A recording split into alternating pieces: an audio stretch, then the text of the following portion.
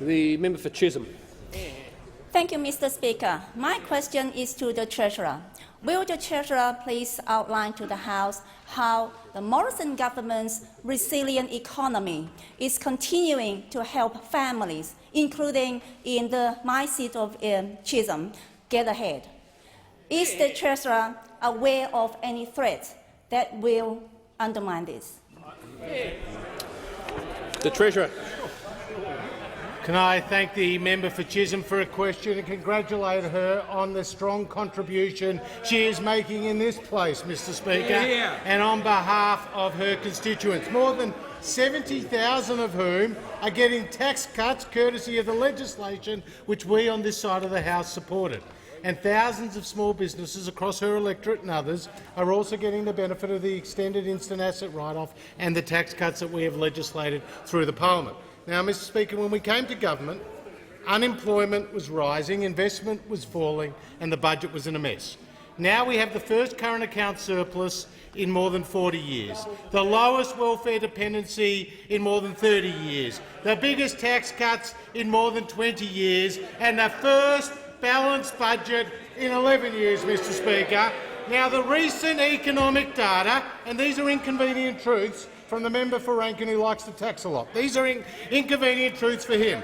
The December job numbers show that unemployment fell to 5.1%, 29,000 new jobs. Those aged between 15 and 64, 74.5% were in work. That was a record high, Mr. Speaker.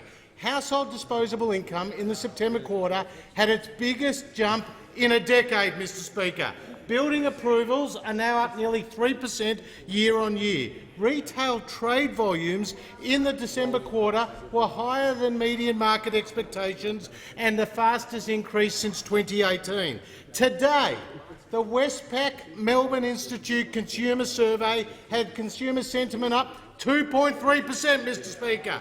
And we know from the Governor of the Reserve Bank that household balance sheets are improving. This is what he had to say recently.